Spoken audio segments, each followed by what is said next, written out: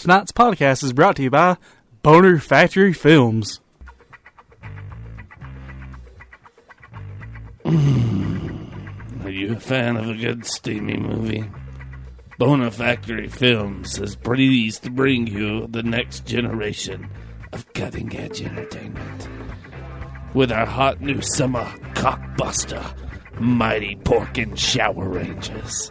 And for you BBW fans, who could forget Ghostbusters, starring Melissa McCarthy in her greasiest and slimiest role yet. Transformers Dark Side of the Poon.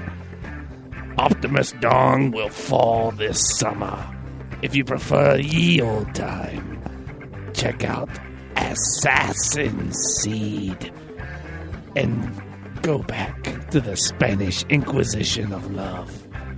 And who could forget our other video game films as well, Ratchet and Skank, and our new film, Whorecraft. Because it's a movie of ogres clicking goddamn mouses all day long. Check us out, bonerfactoryfilms.com.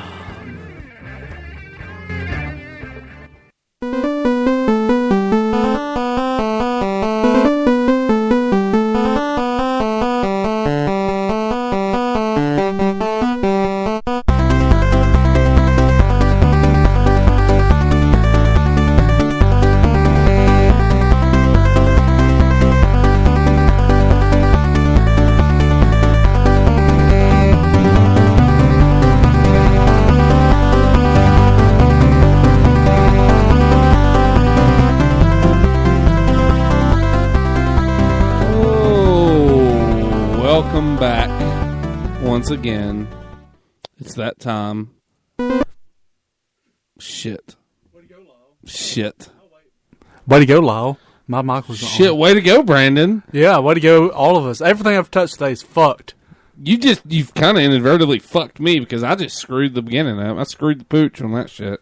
Well, this whole episode's fucked. Podcast is over. See y'all later. Rest in peace, good old gamers. Before we get started, why don't you tell them why we're having soundboard issues real quick? Because I accidentally knocked my tablet off the table and busted it. Because everything I've touched today is fucked. It's a big bag of shit. Yeah, there is a fierce and unrelenting cuckolding upon me today. Pity me, my friend. Spare your pity here.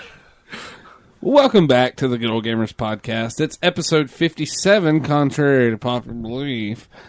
We're joining you on Tuesday, May 17th. I'm Lyle McClendon. I'm here as always with the inevitably I'm going to fuck shit up Brandon Gentry. Go fuck yourself.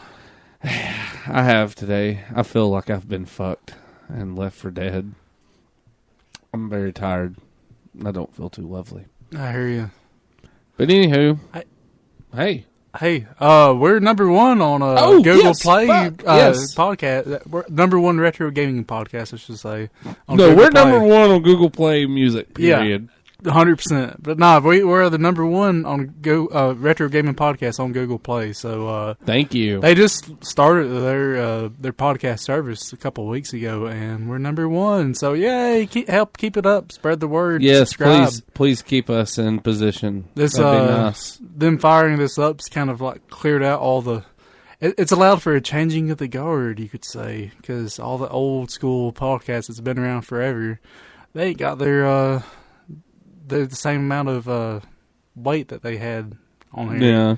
So now it's every man for himself, and we're taking the lead. I'm not saying we're better than them podcasts. We're just better than those podcasts. Yeah, the people have spoken. Yeah. So that's awesome. But thank y'all. Yeah. And, continue to help keep us there. We would mucho appreciate it. Yep. Anywho, we're gonna kick it off with a little bit of news. I'm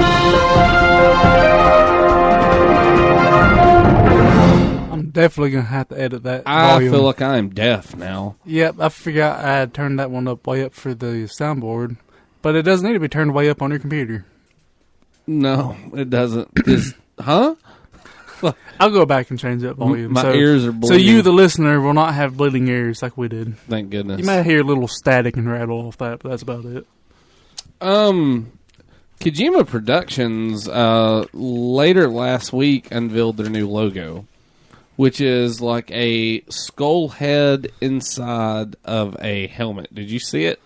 Yeah. You I did? was 100% sure what that had to do with anything, really. Well, they announced that today. It's a new character for a game coming out named Ludens. It is the first new character under Kojima Productions, his standalone company.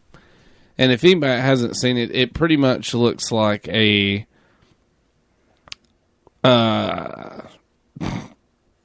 skeleton head floating in a fucking alien, like the movie Alien astronaut suit. Okay. It's kind of odd. Very, I don't know, looks like something Hideo or whatever would come up with. Cool. That's the new mascot as well for Kojima Productions. Do you want to say something? Yeah. Say it. Another bit of news that's near and dear to our hearts. Zangief is now universally the worst character in Street Fighter V. He's the bottom of the tier in all tier lists. And I'm pretty sure his sweat massage parlor is the least favored one in the world. You've taken your eye off the ball, Zangief. You've been so worried about taking revenge upon us turbo nerds that you've lost your game in Street Fighter. You've put your eye on the wrong set of balls. Yep. Eyes, excuse me. You spent one too many nights with Blanca. Yep. Now you got the green infernos upon you. Oh shit! But yeah, Capcom removed his green hand move, which is the gap closer of his.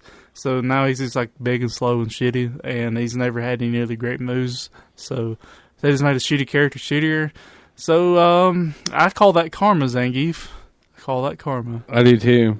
You can just suck it. Yeah, suckle gently upon thy scrot. Very nice. Speaking of Capcom, there is rumors that they are going to unveil Resident Evil 7 at E3, and it's going to be a completely clean slate. Like start reboot the whole series, possibly. They're also Capcom also announced that they want more completeness in their games, whether that means no alpha, silver, gold edition. Yeah, yeah, exactly. 15 editions of an edition. They said even if delays were to happen, though, they would be focusing more on completeness, which they're going to have to do if they want to stay relevant. I mean, when's the last time Capcom just made a game that kicked your ass? You know, Yonoid. Oh, well, I mean, I've had experiences past that, but Civilization 6 has been announced to release October 21st. I've seen that. There's a cinematic trailer, and I guess it looks okay for cinematic trailers. I don't put any stock at all in a cinematic trailer because they're designed with one thing in mind: to sell you a product that they don't have yet to show you. Because if they had a product to show you, they wouldn't be showing you a cinematic trailer. But the Civilization games have all been pretty damn solid. So I'm looking forward to it. There's a couple of the new features they announced was expansive cities. Classically in the Civilization series, your cities took up one tile, and supposedly cities take up multiple tiles here as they grow. And some kind of active research, so you can boost your technological researches in different ways. I mean, there's always been ways you increase your research in those games, so I'm guessing this is something new that you couldn't do before. What you brewing up, Lyle? I was trying to pull up a sound clip to support my next thing, but I can't find one. Nintendo is talking about entering the movie business. I was trying to pull up a sound clip of Dennis Hopper going, "Plumbers and Goombas." Fucking shit. Mario the movie. You'd think they would learn their lesson. Yeah, I think Boner Factory Films is going to cash in on that. Dude, they sound like an hip happening company. They are. I'm going to buy some stock. I can't wait to see Transformers: Dark Side of the Moon. I heard about that. Yeah, I'm pretty pumped for Ratchet and Skank. Yeah, One, however, I'm not pumped or pleased for is Ghostbusters. Yeah, I mean, It sounded very bare bones. yeah, Nope. it's kind of surprising. I thought this was gonna be like a super like pro feminist movie, but apparently it's just like nothing but Slimer doing bukkake on on all the chicks. Which I kind of want to see, but then again, I don't, because I would probably be a ghost myself after watching that. From slitting my fucking wrists. Yep, and releasing all of your ectoplasm. Yeah, all over you, all over your chest. I waited for this, and I didn't tell you earlier what the deal is, really, because I want your genuine reaction to this. Okay. Speaking of video game movies, they just also released the Assassin's Seed trailer. Yes, And it looks like fucking dog shit. Even though I really like Michael Fassbender, I'm still just like, yawn, fucking stupid. But they are making a Tetris movie. And it gets better. Tetris is going to be a 3-part sci-fi thriller epic trilogy and has a $80 million budget. what in the fuck? Dead fucking serious. Who's backing that for $80 million? Because I need to sell that guy some stuff. I got a lot of stuff that guy will pay me money for. I'm trying to... I want to find the company. I want to say it's like a no-name company that's financing it. It's all over fucking Facebook. Yeah, right there it is, actually. Threshold Entertainment Group announced it secured the funding for the film set to begin filming in 2017 in China under a China-U.S. partnership between 7 Star Works and Threshold Entertainment. Yeah, I need to contact this company. $80 million budget. They will apparently buy any idea you throw at them. We're going to fire up Boner Factory Films. I mean, why not? I could see a very sexy movie about Tetris taking place. Oh, yeah. You just fit all the pieces in the slots. Right. Did you ever play, I think it's the PS2 game, the Tetris game on there? It has a fucking story mode and shit. No. And it's about, like, fucking aliens or some shit, and you gotta do the Tetris to kill them somehow. It was the worst fucking story ever. I just don't understand how in the fuck you make a movie out of, like... You don't. You don't. That's like trying to make... I don't... They make video game movies, and I'm fine with that, but, like... Puzzle video games don't seem like the best market for a fucking... No, what's next? Bejeweled, the movie? That's what I was thinking. Candy Crush? Puzzle Bobble, the movie. What's another... Yoshi's Cookie. Nintendo's first movie back. Yoshi's Cookie. Oh, God, I can just imagine Dr. Mario. He like goes to see some kid and say, I'm sorry, Timmy, you have leukemia. There's no pills I can give you for that. All I can give you is a radioactive mushroom. It's called a chemotherapy shroom. It demand not to work. That's fucking terrible. I'm garbage. But not as much garbage as Tetris the movie. The movie, yeah. The trilogy. Holy shit. Yeah, a trilogy. With an $80 million fucking budget. That's... Imagine they were like... the guy that created Tetris... Oh, he died. Oh, shit. Oh, we got a message. He is still alive, but... Oh, I thought he died. No, I don't think so. Oh, well, I could be wrong. They, He didn't get shit, though. No. Nintendo gave his fucking kids, like, Game Boys for Christmas. Yeah. They're like, thank you. Never mind that you programmed Tetris in, like, a fucking... war camp in Russia. Yeah. Thanks. Made us our best-selling video game. Here's fucking 2 Game Boys for your children. And a sack of potatoes. And a sack of potatoes. Because maybe a pint of vodka. Maybe. Other than that, well, I guess more stupid shit news. Well, it's partially stupid shit news. Pokemon Sun and Moon's coming out November 18th this year. And the starters, they're the stupid shit. The starter Pokemon. Of course, there's 3. The first one is probably the least stupid of the bunch, but it's still pretty stupid. It's Rowlet. It's an owl that's a grass flying type, which to my knowledge, is that the first dual type starter? Like the base Pokemon is dual type? So I know Charizard became flying and fire, but he didn't start that way. I don't know. I'm not sure. familiar. Yeah, this one's grass and flying. It's an owl with like a big fucking leaf bow tie on it, and it's too cutesy looking and bullshit. I didn't like what I've seen so far. Then the fire one is Litten.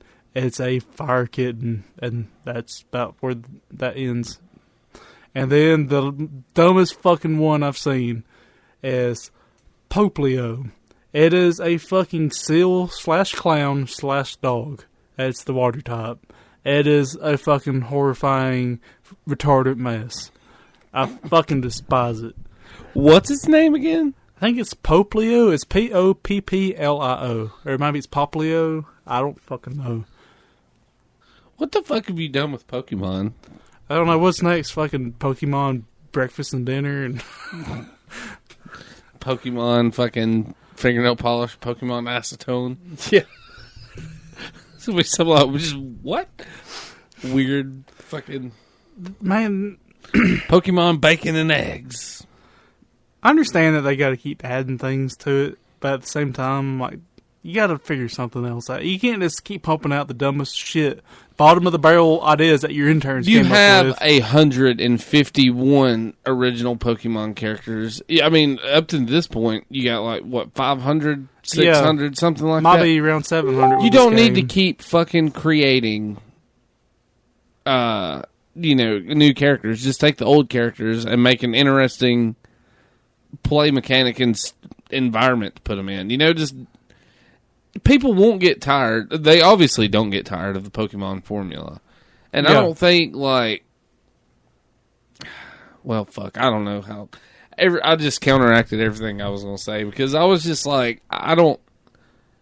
But the element of catching new Pokemon is a big deal. So I guess they have but at the to create... same time, like the last time I played a Pokemon game, I think it was like Silver or Diamond and Pearl, something like that. And I don't know. I had the Pokemon I caught. I just caught them. I'm like, well, that was a waste of a Pokeball. The most basic fucking item in the game. I felt like I wasted it on this stupid shit Pokemon. That is completely fucking useless in all uses in the game.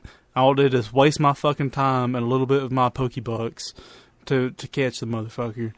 And it's just too many. It's Poke-inflation is what it is.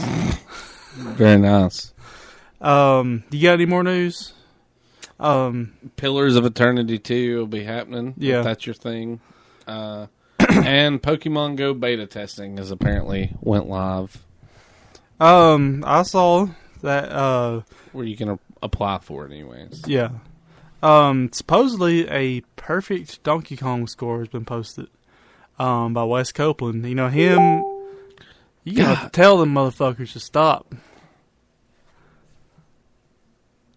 Can you close out your Facebooks? Is that what's doing it? Yeah. I'm getting like notifications on there, like questions, and I'm tagged in another post that was shared. Let's close that shit, and we'll open it up when it's time for questions. Sorry, guys, we're working with new circumstances, last minute circumstances. Because Brandon's Butterfingers, fucking destroyed his. But yeah, Wes thing. Copeland, him and Robbie Lakeman have been kind of trading the world record on Donkey Kong the past few months to a year. And Wes Copeland the other day he posted a no death all the way up to the kill screen run of Donkey Kong. And it was 1.218 million was the score. And that's why he calls it a perfect run, because he didn't lose a single man the entire fucking game, which is fucking ridiculous. That is fucking wild. So, yeah. Never mind. He said he's retiring off that, because like if somehow it was beaten, like he said he can't do anything better than that. That's his best. So. Yeah, I mean, even the great Billy Mitchell's yet to do something like that. You know. Nope. Billy and Steve Weeby, they're never gonna go for that title again. I mean, even if this didn't happen, what's her name? What was the other guy's name? Hank? Was it Hank Chin? Something like that. I think that was his name. I'm not sure. I wonder if he's still interested in. But not now that that's done, assuming that is the absolute maximum score you can get, which I'd be hard to believe that it was the maximum, but damn near. Next is going to be how fast can you do it? Yeah. If Wes did it in, I don't know, 8 hours or so. Shaving nanoseconds off of that shit. Yep. So, the quest will never die to be the best at these games. Sometimes you just gotta stop, though. Yeah. That quest has died in my heart a long time ago. Oh, yeah. My heart is a desolate place. I guess that's it for news. That's it for news.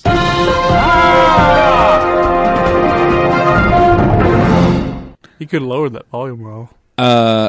It's down. Your face is down. Oh, shit. Sorry. I'm sorry. God damn it, I'm sorry. You know what isn't sorry? What's that? Vault Games. That's right. You should go check them out. Yeah, it's mighty fine video game shop. Their new location in Hanceville. Mm-hmm. Pretty cool place. Go down and see Mark. They got a wide selection. They got everything from NES, SNES, all the way up to the current gen stuff. If they don't have it, they can get it. I haven't been in there in a minute, just to be honest, so I'm not sure what's in the case. Not right now. I feel bad because I haven't been there in a while, because I just moved and I've had a hellacious list of things to do, and it's finally starting to come to an end after this weekend. I'm getting my arcade cabinet wrapped up, and my daughter's birthday party is going to be over with, so I don't want to swing by there. Yeah, we're definitely going to go check it out. You should go check them out. If they don't have something you're looking for, Mark's pretty good about finding that stuff. They have an Amazon store as well. Yeah, Amazon.com/shop/Vault Games. Go check them out down at Vault. I've noticed we've had quite a bit of link click-throughs on the site, so thank you all for checking them out. Yeah, definitely. I was going to, real quick, I was going to look their address up. I meant to make a note of it earlier, and I didn't, because I'm an idiot. Well, we're both idiots. 918 Main Street, Northeast Hanceville, Alabama. If you're not from around here, that's what you can plug in to find it.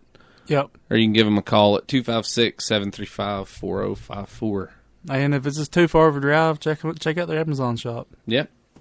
They're good people. They're good to work with, so definitely check them out. Support your mom and pop game store. Mm-hmm. That is key. And like I've mentioned this before, if you look in their Amazon listings, they're usually one of the more detailed listings you can find on there. You'll see so many listings for games, like you don't know if it comes with a box, comes with a manual, if it's scratched shit in back or what. They usually have everything listed pretty damn good. So you know what you're getting from them. Oh, yeah. And they inspect everything. So, I say this because I'm a member of a bunch of groups on Facebook, and I've been noticing just some... You know how when Ben Kenobi tells fucking Luke, he's like, you will never find a place full of more scum and villainy or whatever. Something like villainy and scum. Yeah. A wretched hive of villainy and scum. Well, a couple of these groups I'm on Facebook are like that. These people are just like... They raw dog fist fucking each other with razor blades. Like, sorry, that's so brash, but that's what they're doing. They don't do that. they have integrity, and I can even talk integrity. Yeah, They got a inspect all their reputation to shit. uphold. You ain't got to run in a risk of getting a bunk ass bogus cart or something. So that's good. Go check them out. Yep. Mark will be glad to have you down there. Okay. I'm not doing What's in Your Hands, and I'm not doing Arcade Arcana this week because we are 3 weeks away from the Southern Fried Gameroom Expo 2016. Yay! So excited. Which we are going to cover. We are going to cover. We are happy to announce that we have been awarded media passes. Yeah. We do have media passes this year. Which we had last year, but we were too dumb to claim. We didn't know it until it was way over. Yeah, it was like a last minute email, and I was too caught up in the trip to check an email. So fuck emails on the trip. What we're going to do, though, we're going to be going back this year, and we're going to be bringing you some in-depth shit. We're hopefully going to do some video, maybe do some interviews. Yeah. And we want the fan input on this as well. So what we're going to do for the next few weeks in my segment of this is we're going to just do the road to Southern Fried Gameroom Expo. Each week we're going to talk about something that they have coming up at this year's convention. We're not going to give it all away at once. That way you actually are forced to if you don't know how to... I'm not going to say that because if you know how to use a computer, if you didn't know how to use a computer, how the fuck are you listening to us? But, we're just going to start off real simple. June 10th, 11th, and 12th, 2016. Mm-hmm. And Hotlanta at the Renaissance Atlanta Waverly Hotel. It's a huge hotel and convention center. Supposedly bigger than the one last year, which was massive. The one last year was quite large. I don't know if... It's been a while since I've stayed in anything that kind of fancy. Yeah. Where they probably got $30 Wi-Fi. And $20 bottled Fiji. This year, though, they're doing all kinds of things. They're doing... Of course, they have their arcade section, which is amazing. About 200... Last I read, they were up to close to 150 total. 150 pins and arcades. Arcades and pinball machines. Which, they still got some time to build up that roster. They have a console area. Mm-hmm. They're going to have... You're going to see some of mine and Lyle's consoles in there. Indeed. What are you going to have on display this year? I'm going to have my Commodore VIC-20 and my Sega Master System. Very nice. I'm going to have my Intellivision, Aquarius, and Atari 400 there this year, and Sega Saturn, I think. He hit me with a wham bam, so... Sweet. We're going to have those on display. They have guest speakers. Me and Brandon met Walter Day, our friend Joel West. That's how we met him last year, and we've actually kind of forged a pretty decent alliance with him. Billy Mitchell. We met the Billy Mitchell there. That was pretty interesting. There's tournaments, movie screenings, panels, all kinds of stuff. So I figure what we would do first is just talk about the speakers that's going to be there. Because one thing having media passes we have access to is we can actually do interviews with guests. Yeah. And that's something we were wanting to ask you as the fans. Check out these speakers that I'm going to name off so you have kind of a little bit of relevance who they are. And if you get a question that you want to ask them or want us to ask them, shoot it over to us. Yeah. And we'll do that. Is we're going to try to nab, like I said, some interviews just for like the we podcast. did with Pints and Pixels. We're going to have a little section for user questions, so we'll fire them off. Indeed. This year's guest speakers, they're having Lance Guest, who is an actor. He appeared in everything from Halloween 2, but he's known in Jaws the Revenge, but he's known for The Last Starfighter, the main character. He's going to be there. John Kovalik, who I think is an artist, game designer and writer, yeah. Okay, he did Apples to Apples. and Munchkin and all that. So he's a board game designer.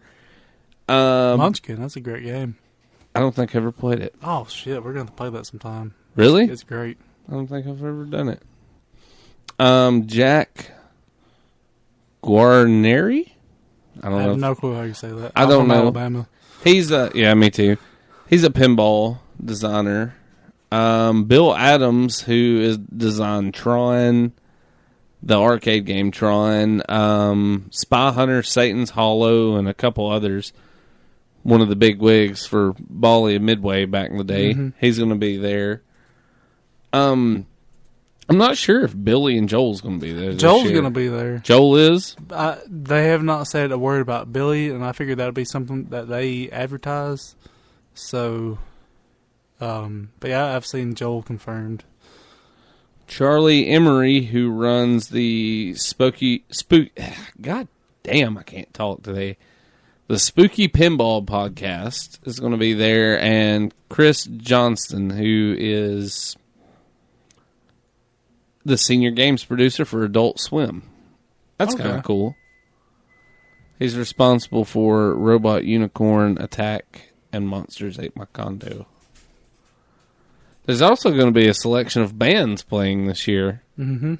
D&D Sluggers, the B Team, Snoot, a wrestling event. Yeah. The Georgia Ghostbusters. I'm not sure if some of these people... The Georgia Ghostbusters, that's cool enough for me. Joel West, there he is. I do not see... There's no Billy or Walter confirmed, so... No... I have a feeling they were going to come. They'd be plastered all over this site, so... Oh, yeah. But that's cool. Joel's a real great guy. Yeah, nice to get a one-on-one interview with him. Oh, yeah. Down in person. I'm going to try to talk Joel into coming down and staying the night and beating the record. They got a Berserk machine at Pints and Pixels now. Oh, that'd be sweet. And I told Emerald the other night, I was like, I would almost pay for him a hotel room and gas to come down here and just do that and let us watch him do it. Yeah. That'd be badass. It would. But the Sky Cursor team's going to be there. Yeah. We've talked about that before. Quite a many people. I'm very unfamiliar with a lot of them. Please forgive me, but you can check it out. We're hip and happening, but we're not that hip and happening. Yeah, not at all. That's just that's some of the guests that's going to be there. So if you get any questions for any of these people, do a little research, find out something about them, let us know. We'll try to get it asked for you and get it recorded and get it put on the air and all that such. If you got any tough questions, we'd like them too. Brandon, will you hand me that bowl? It's hot. Oh, is it? I'm getting food right now. I can handle hot. It's really hot. Do you want to transport with that bag? Oh, it ain't that bad. I take hotter showers than that. Brandon handles like molten steel and such. He shits molten steel. Thank you. When I get out of the shower, if my first layer of skin isn't peeling off, I feel fucked for the whole day. See, Emma does that shit. She like bathes super hot, and I'm like, I'll take a cold shower. I'll take saunas, you know. But if I'm not scalded with boiling hot water, I don't feel clean. I had to get I'm that dirty. You old sexy dirty boy. But anywho, indeed. We had to take a small break. That's the road to Southern Fried Game Fest, though. Check it out. I'm excited. I can't wait. Yeah, I'm really looking forward to it. Especially it's going to be the first weekend I've had off in forever. I mean, I took a weekend off to move, but that wasn't really taking a weekend off. Yeah, you're still working your ass off. Yeah, I would have rather went to work. Hell yeah. So I guess we go on to the game of the week. I guess so. My game of the week. My game of the week is Super Godzilla. Yeah, this is a great rendition of the Godzilla theme. I can't say the same for the game, though. Bummer. I want to like it so bad. I mean, it grew on me some, but... Still nothing like the first NES. No. And a lot of the game just made me think, like, what the fuck were they thinking making this game? I have tried playing this one before, and I could not get into it. It is fucking difficult. Not just because it's a generally hard game. It's just obtuse. It's just hard to understand. And I don't like the camera view part thing where it's Godzilla walking through the buildings, which you'll get to. Yeah, Super. You might want to turn that down just a hair. There we go. That'll work. Nice. Anyways, it was released in 1994 on the SNES by Advanced Communication Technology. This is when Toho stopped developing their games and started farming it out to people. And like I said, this game is mostly awful, even though it did start to grow on me some. The main gameplay is you're controlling Godzilla, and it kind of takes place in the 90s Godzilla movie era, and that series of the Godzilla movies, they could telepathically kind of guide Godzilla, and that's what you're doing in this game. Like, you see some of the faces and characters. You ain't gotta loop it. It's cool. Okay, but let them hear it. See some of the faces from the characters in the movie, and they did a decent job of like rendering that in pixel form. You can see who they are, and the same with all the monsters and stuff. When you see them, they're pretty good sprites, really large, detailed sprites, especially for the SNES. But yeah, this game takes place in that storyline where you're telepathically controlling Godzilla. So you walk Godzilla around the cities and different landscapes. And basically, all the movement takes place on a grid. The lower half of your screen is a grid, and you see little icons for like buildings. Godzilla's a blue dot. Enemy creatures are red dots. Playing fucking Battleship? Yeah. There'll be tanks and stuff, and they'll be displayed on there by little tank icons. There's also yellow items and blue items. The blue ones are energy power-ups, and energy and life is the same thing in this game. So, anytime you run Godzilla through a building or tanks attack him, he loses energy. And you can walk him over to one of those blue squares, and it fills him up with energy. And it takes for fucking ever. All the animations, when you walk him through the city, I guess I left out the part where at the top half of the screen, it shows like Godzilla walking through the city. That's what I was talking about. Yeah. So as you're moving across this grid, it shows Godzilla walking through the city and doing whatever it is he's doing. So if you run him into the building, you just have to sit there and wait on him to like just claw down this building in front of him. The energy power-ups are the worst. They take like a good 20-30 seconds. And so if you walk him up to an energy power-up, there's no way to skip the animation or the little short film or whatever you want to call it. So you have to sit there and wait on the same old thing to happen over and over. It gets old pretty quick. It's kind of cool the first time, but then it wears you out. This game does have a little bit of English. When you're controlling Godzilla, moving him around, if you try to go out of bounds, one of the characters says, "This way goes out of the battle zone. We change his direction." There's a little bit of that here and there. It could be worse. But I'm personally a fan of English. Oh, yeah. Me too.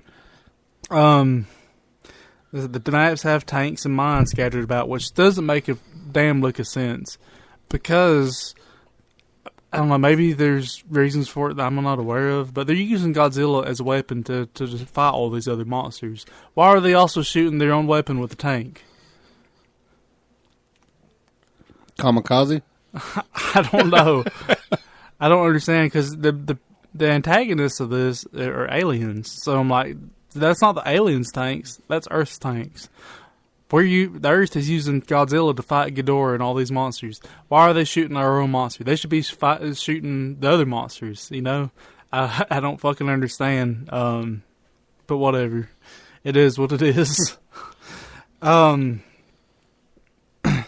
Yeah, you can press the R button, and not only it changes your grid display to show you like the overworld map kind of thing, which is not really an overworld so much as it is another grid. Mm-hmm. That the smaller grid, the other grid is superimposed upon. So each grid takes up half of your screen, and that's like segment 1A, and then to your right, segment 1B. Then above that will be segment 2B, and then to the left above that is 2A. And it goes like that. And you'll see, like, your blue dot might be in 1B, and the pink dot, which is the enemy monster for the level, might be in 2A. So you got to kind of go up and to the left and things like that. You kind of can tell where they are. It's still very obtuse and this bad design. The first level, I've only played through 2 levels of this game, and it was difficult to figure out all the things to do that. The first level, you just got to take out King Ghidorah. If you pick up enough power-ups, you can do it without a whole lot of trouble once you understand the combat mechanics. The power-ups are just little one-off items you can use during combat, which I'll talk about in a second. And you can hold 4 of them at a time. Now, the combat is really, really fucked. It goes from the grid-style overlay to a side view, almost like a fighter type of view. Except it's not really a fighting game. You control Godzilla, you can go left and right, you can kind of block, which I don't think does anything. I tried blocking attacks, and it did nothing. Like little Harrier jets and shit will fly by and bomb you and stuff like that, won't they? I might not ever made it that far. It's just you and the other monster.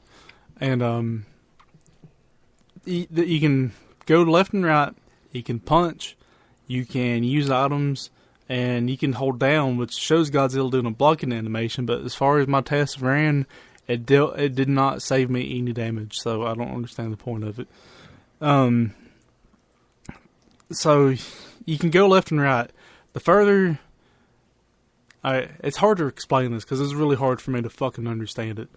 But the enemy monster is going to go left and right too, and he's going to be fucking spamming attacks on you, and you can't block any of them. You can't stop him from doing it. The only thing you can do is try to act defensive and try to kill him. And the only move you got that you actually do with a button is punch. You run up to him and punch. And when you punch him, you have to run backwards, and you'll see a special attack icon pop up on your bottom screen. And the further back you go, the more powerful attacks you can get.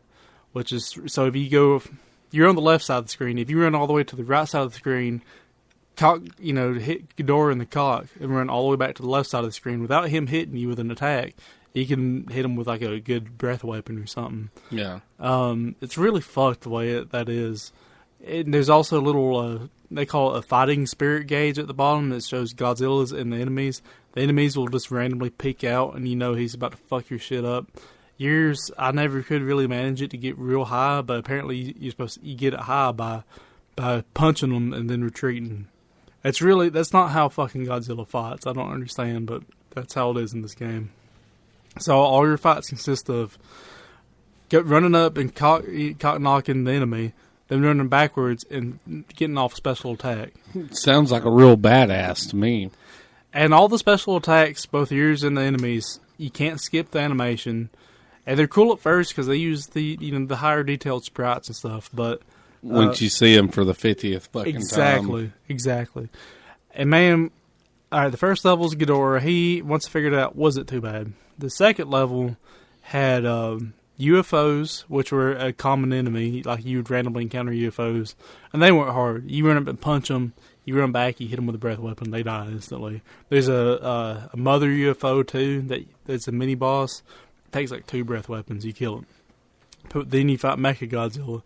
Mechagodzilla is a cocksucker. I barely beat him. I only had a few life left after popping off all my life replenishing items and stuff.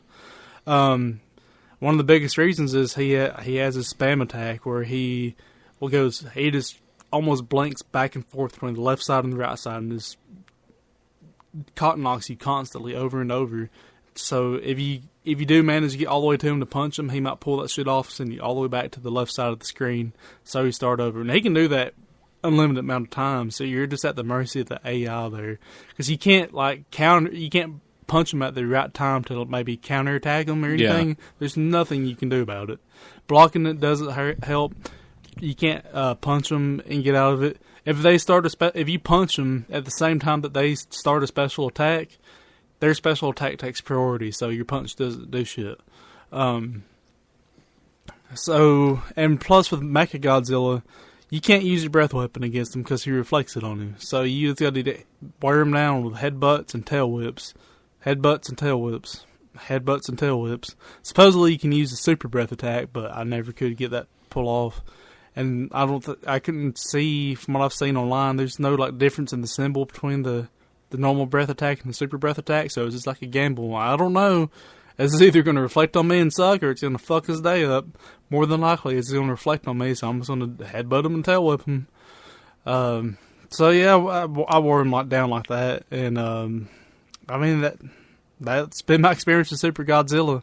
I really wanted to enjoy it, to like it, because maybe I thought it was like, hey, I talked about Godzilla 2 a couple weeks ago, and I was like, a lot of people don't like this game, but they didn't understand it. This game, there's not much to I'm not gonna say there's not much to understand. There's a lot to try and understand, but the game's so fucking obtuse, and it's just a bad game. Poorly designed overall. Poorly designed, because there's nothing about the game that's fun. Once you understood Godzilla 2, the strategy and stuff was fun. Once you understand Super Godzilla, it's just not fun. Because of the erratic AI and the way you can't do anything about their attacks. You're just at the mercy of it. That sucks, because that's so fucking unfair. Yeah. That just kind of takes out the element. If you are a good player, that just kind of... The only thing you can do is wisely ration your items, your power-ups that you can get. Because there's some of them that fully restore your life. So if you wait till the last fucking second to use that, you basically double your health pool. Then there's one that supposedly raises your fighting spirit, which I saw no fucking difference in. There's also smaller life ups that kind of keep you in the game. They're about typically 2 attacks worth of damage, so I guess it's okay to get. For the most part, though, unless you're just a super big fan of Godzilla, stay away from Super Godzilla. If you don't like Godzilla, you're going to find zero redemption in this game. There's nothing to pull you into it. So, Super Godzilla. Stay far, avoid like the plague. Yeah. Nice. The game I want to talk about is short and sweet. There's not a shit ton of detail to it, but I found myself playing it for about 3 hours the other day and wanting to throw my controller. It's a port. I have been playing the TurboGrafx 16 version of Pacland. And very nice, very nice. No! That sucks a bag of dicks. Yep. Your folk has fallen. But, sorry, Brandon just dropped his fork. I thought maybe somehow telepathically I could have picked it up. Pacland, though, is a game that came out in 1984 by Bally Midway. It's, that was the music from Pacland, by the way. It's one of the entries into the Pac-Man series, but it is a side-scrolling game featuring Pac-Man. And it plays a lot like Bit Trip Runner, if you've ever played that game. Mm-hmm. You're constantly running to the left or right. I have played this on arcade before, and I do not remember on arcade what the controller. I don't know if it was 2 buttons and a joystick or what, but on the TurboGrafx, button 1 moves Pac-Man left, button 2 moves him right. You hold it down to make him run, and the up button jumps. So you have to navigate Pac-Man through 8 trips, is what they're called, across these landscapes. And what you do is you carry this little fairy under your hat that the ghosts want to eat. To like the fairy godmother, I guess. But you have 8 different trips. And on the way there, you control Pac-Man, you dodge ghosts driving cars. They'll be in their little automobiles trying to run you over. They'll be just randomly floating around. There's a purple ghost that stands behind you that's ever present, ever moving forward. So it kind of keeps you at a certain pace going forward. And then there's ghosts in airplanes that'll fly by and drop miniature ghost versions of themselves on you, which is really weird. It's like having people fly above you in planes and drop babies on you. Yeah, that's pretty much what they're doing. At least they're already ghosts. Yeah. So, can't kill it twice. But they do this. And there's certain obstacles later on. There's like these little castle levels where you have multi-tiers, and you have to get a key to unlock these little gates to progress. I mean, it's not really hard to find a key or anything. It's pretty easy, but there's little obstacles such as fire hydrants that'll shoot water, and if the water hits you, it carries you all the way back to the left of the screen. And then there's water that pops up out of the ground like in other video games, but instead of being able to jump on it and wade on it, like it grabs you and pulls you down underwater. Nice. It's like a sticky water harm or some shit. There's quicksand traps and all that. You're able to jump on these little platforms, like these little springboards. You can jump and tap the buttons back and forth, the left and right buttons, really fast, and it makes him kind of like coast and float in the air. And you can clear like real large gaps doing that.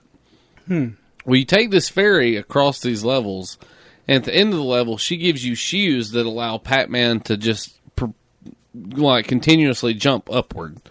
And you have to navigate then from right to left back to your house, dodging the ghosts. And usually there's a shit ton more ghosts. But a lot of it's all up in the air. You'll have to clear like a big thing of water, but you'll have like 3 or 4 airplanes flying at the same time. Shit. And you can use that jump, but you can bounce off the top of the ghosts and stuff, so you can you can do all that to make your way back. You can actually find power pellets hidden throughout the level too that turns all the ghosts purple and allows you to rack up some points. And it does the same scoring system as Pacman. I think it's like 200, 400, 800, 1600, and so on and so on. Okay, I just corrected what I said. The arcade cabinet version of this game was unique in the fact that instead of a joystick, it had 6 plastic buttons. 3 for each player, although 2 players will alternate turns and 2 players. 2 buttons move Pac-Man left and right, while the third made him jump. So that's right. There's nothing I hate more than using buttons for directions. The Famicom version controls just like the Turbo version does too, it says. I might not have been that way if it wasn't for tubing. Oh, I hate tubing. I can't stand that game. I cannot stand it. Pacland is the most horrible level on Super Smash Brothers for Wii U. I fucking hate that level. Because it's constantly moving like a game. I'm kind of to the point where I kind of hate Smash Brothers. I can get in it every now and then. I like it, but I'm just not good at it. I'm not good at it either, but I play with children, so yeah. I'm like the best player. Well, see, you can't get mad and like throw yourself down a flight of steps because of your kids. Like, yeah. I don't have kids, so I can't get mad at them. I just have to get mad at myself and start yelling at myself. Yeah. You piece of shit. Fuck you. God damn, fuck. But, I mean, there's not much really to say about Pacland. It's left to right, and all you do is dodge ghosts the entire fucking time. For one of the 2 million Goofy Pac-Man spin-offs, how would you rate it? Personally, I like it. I do enjoy it. I would say, like, if I had to pick my top 5 Pac-Man game of all times, it would be Miss Pac-Man, Pac-Man with Speed Up Pac, Pac-Man DX, Pacland, and Gotta have a battle royale in there. Yeah, 5th battle royale, probably round out 5th. You know, since I mentioned my arcade earlier, and now we're talking about that, there's no battle royale ROM dump at all yet. No one's released one yet. I really want one. There's the shitty PC version, PC/360 version. Yeah, and it has a big ass shitty bezel around it. So like your game, you're gonna have a bezel within a bezel. Yeah, your actual gameplay area is gonna be really limited. But someone's made a.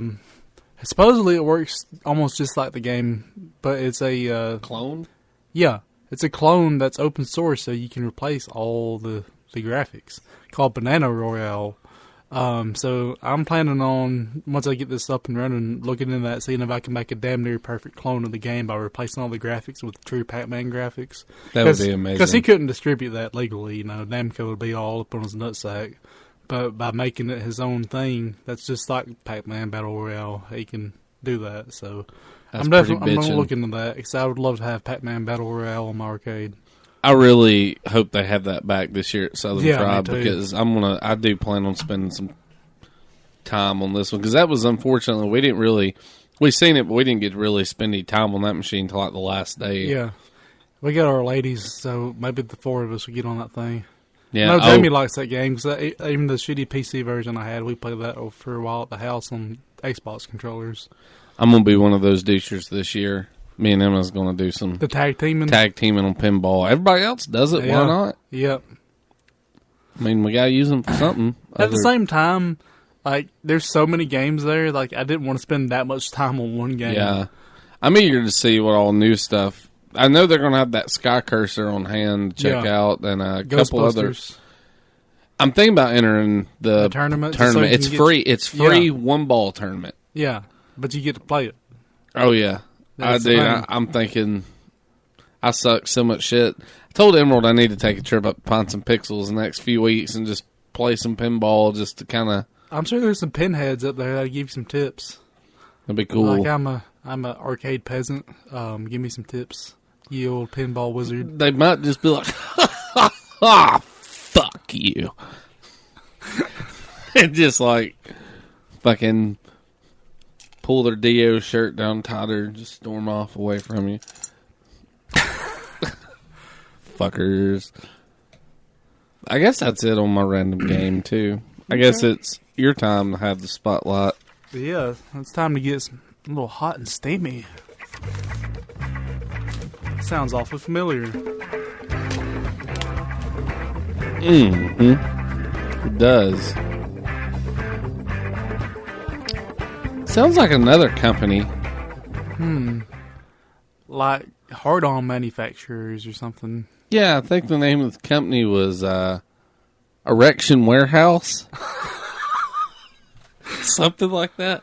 Erection Emporium. We have all your erect needs. Tonight's hot and steamy is Skydrift. You ever seen Skydrift? I don't think so. When I was looking through my games to play, I was like, surely I've talked about this fucking game before. Apparently I haven't. So now I'm talking about this game. Skydrift, it has mixed reviews, but I give it a solid thumbs up. It's basically Hydro Thunder with planes. Oh, nice. Yeah, it was made in 2011 by Digital Reality. Came out on the PS3, the 360, and the PC. It's real fast-paced plane racing, and you got all kinds of different planes, ranging from the old-school propeller planes to newer, cooler-looking planes. But they all go about the same speed, regardless. Like Hydro Thunder, you've got your nitro, you get weapons and power-ups, and they're upgradable, too, similar to Diddy Kong Racing, where if you get like 2 or 3 of the same weapon, it upgrades it each time. So, nice. So, like, if you got a missile, getting it the second time might turn it into a homing missile, and the third time turns it into like a whole volley of missiles. That's awesome. The controls are really smooth. I really love the controls in the game. With the Xbox 360 pad, your left analog stick controls your general flat direction, left, right, up, and down. But your right analog stick controls your, I guess you call that your yaw. I call it just your yaw. Yaw. Yaw. So, like, if you turn your right analog stick to the left, your plane tilts to the left where you're up completely, perpendicular to the ground. Yeah. So you're just like a knife blade flying through there. And you can do left and right that way. And you can even do some like barrel roll tricks with it. I'm not too great at doing that, but you can. And doing all that kind of shit, like hugging the ground, making tight turns and stuff. Get points. You get points and more nitro. So the cooler, or the better you are at doing like cool shit, the more speed boost you get. Nice. One of the big tick against this is there's no local multiplayer. This would be such a great game to sit down with at least one other person, split screen. But four players would be sweet too.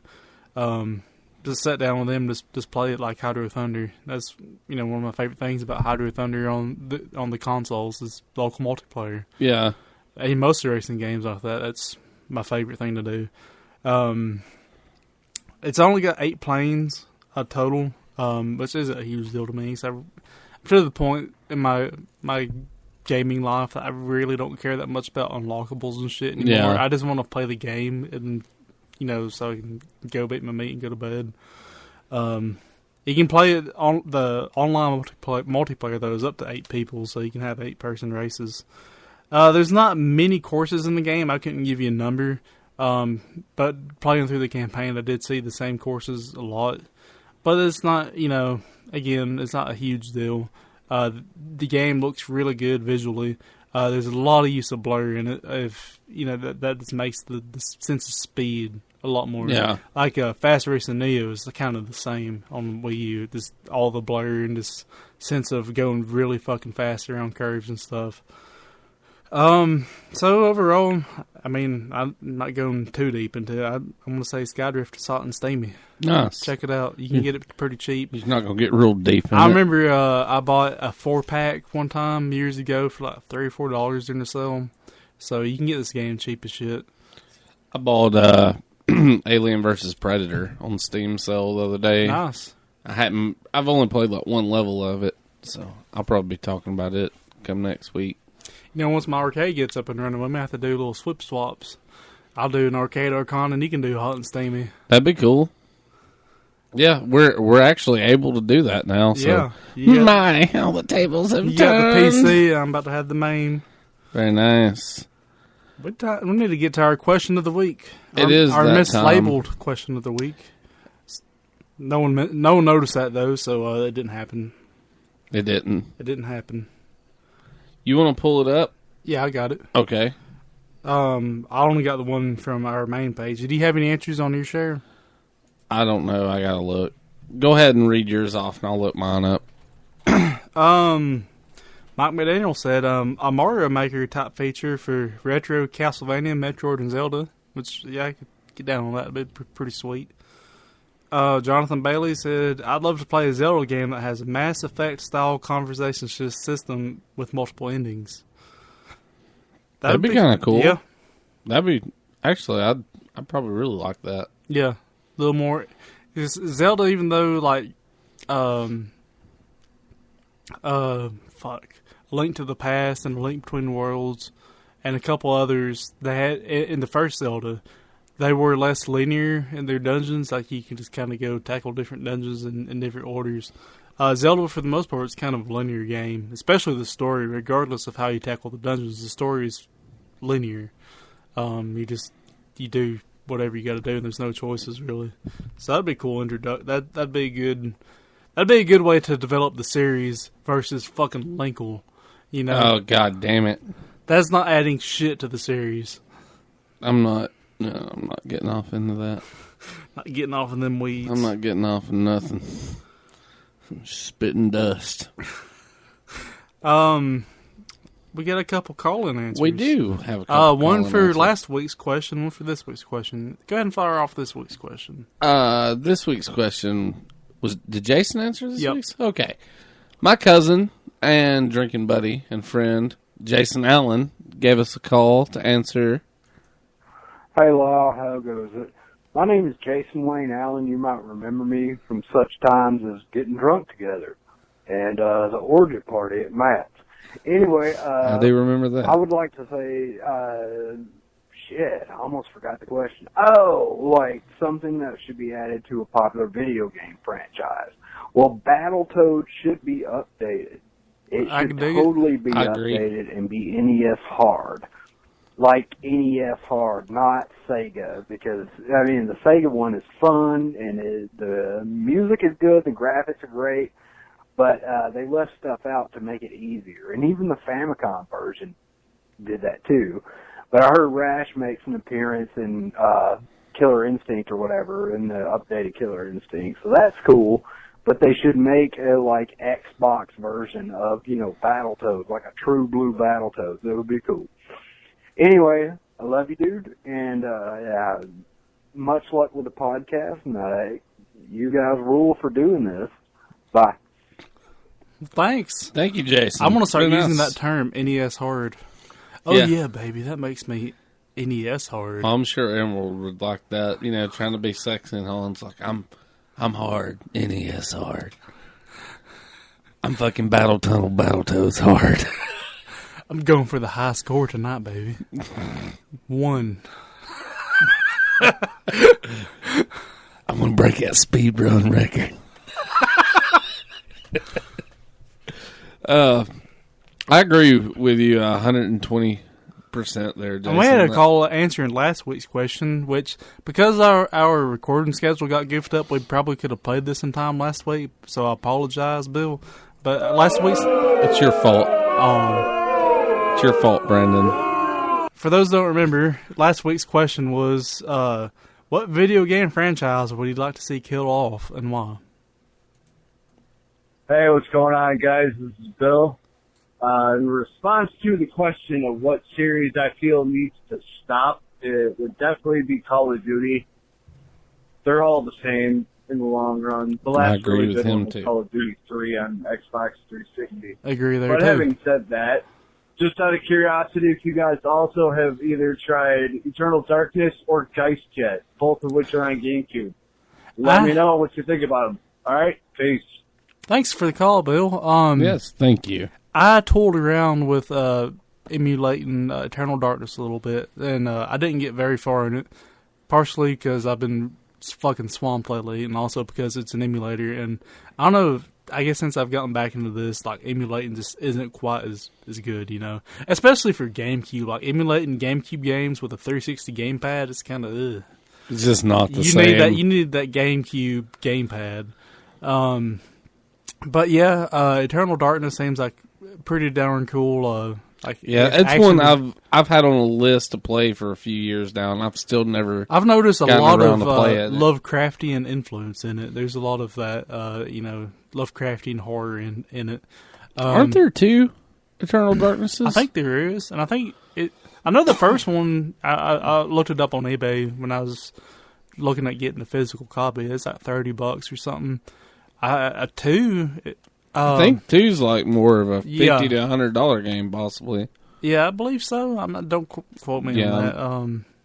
Because, anyways, Eternal Darkness seemed like it's up my alley. Really esteemed in mystery and Lovecraftian horror. I can really get into that stuff. That kind of gothic horror. Yeah, that's why I like The Secret World so much. I haven't got around to playing Ghost yet, but I will. We've talked to Bill a few times on Facebook, and it seemed like a pretty wild game too, where I believe you take the role as a ghost and you haunt people. Seemed pretty cool. Yeah, that's an interesting premise. The rest of you should give us a call. 682-777 good. Do you want to? You want to do that? Yeah, let's go ahead and do that. Yeah. And then we'll announce winners and come up with a question. We'll let you know. We'll play this while we discuss winner. 682-777 good. Dial the number, you know you should. Leave us a message, you know it kills us one. Ooh, 682-777 good. Yeah. Well, we have 2 winners. We have 2 winners this week. Because we like them calls so much. We do enjoy the calls. We set that number up for a very special reason, and we enjoy it when you utilize it. So, Bill and Jason, you 2 are the winners of this week's Lame Game giveaway. Yeah. Congrats, guys. We're going to send a turd in your mailbox. Indeed. If you could, well, shit, by the time you get this, I've already notified you, but we're going to notify y'all, get your addresses, and we're going to mail you some crispy games. Let's see. I know Bill does the Genesis. I'm pretty sure he has the Genesis. David Robinson Supreme Court. Yeah, it's a supreme turd. So I'll send you that one, Bill. I don't know if, Jason, I don't know if you got a PlayStation or not, but if you do have a PlayStation, I'm going to send you Bravo Air Raid by THQ. And if Yeah. you don't have a PlayStation, I do know you have an NES. I'm going to send you codename Viper. Sweet. So either way, you got a steaming good piece of shit on its way to you. So I can't talk. Congratulations, Jason and Bill. Yep. We need to come up with a question We do need to come for up with a question. this week. I'm going to give her the old pause because this is going to take a second. My brain doesn't work today. Oh, alrighty. Well, that was quick and easy. Yep. Me and Just like Brandon, my sex life. speed run, baby. I'm going to go cry. I'll join you. But anywho, our question stems from the fact me and Brandon are both collectors. We know a bunch of you are collectors. And gamers. And gamers and everything else. And we know there's things that piss you off because there's a shit ton of stuff that makes us fucking irate. Oh, yes. So that proposes this week's Makes us good old fucking crazy, question. man. It's fucking crazy. What is your biggest annoyance in the gaming community? Period. That encompasses everything. Gaming, collecting. It can be gaming, collecting, a gamer, a reseller, anything. What is your biggest annoyance? What makes you want to fucking buy that Schlossberg 500? Just out of sheer fucking frustration. Yeah. But hit us up and we'll have something good for you. We'll have another I mean, game. I say something good. You're getting a free game, so that's good. It Yep. may not be the best game, but it's a free one. Oh, yeah. We're going to make sure it's the lamest of games. So hit it up. Yep. And as you all know, giving the call is going to boost your chances like the calls. Yeah, we do like the calls. It don't take nothing to pick the phone up. It's free. We're not hassling you for money. Yep. We're not going to tell you your future. We're not going to try to sell you some lady who's going to suck your balls through the phone. I mean, we can. But Or we won't. slap your muff, whatever it is. You know, if you don't know what bathroom you're going into, we don't know what you're peeing out of. Gotcha. Yeah, That makes sense somewhere. I guess so. I kind of worked myself into a fucking corner there. It's okay. Anywho, check us out at goodoldgamers.com. Our Facebook post or page. God damn, dude, I'm so off point tonight. Me too. We're fucked today. Good Old Gamers Podcast. We're on Twitter, Stitcher, iTunes, Google Play. Google subscribe. Play, number one on Google Play, son. Number one, son. Number one stunner. The number one stunner. No. Yeah, help us keep that going. Please. We're really appreciative of it, and help us keep on top, because that was a bright little ray in my world of infinite sorrow. Yeah.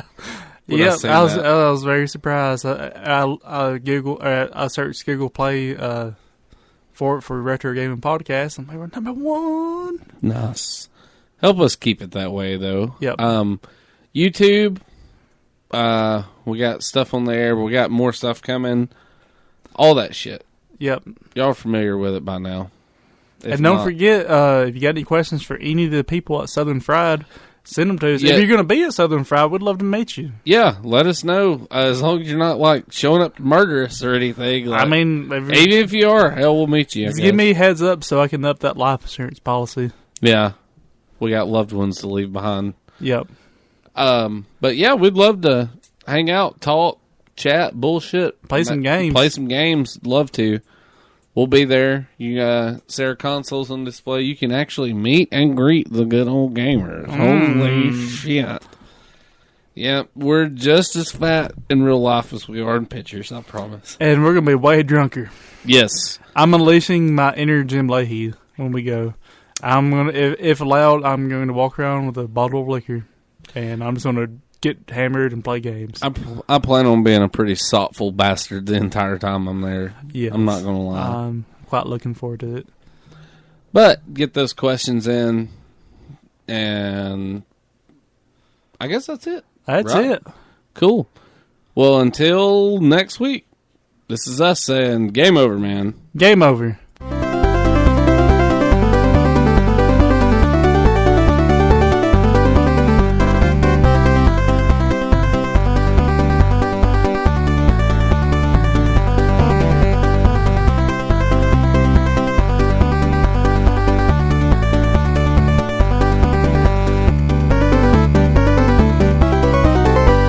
Don't go. The drones need you. They look up to you.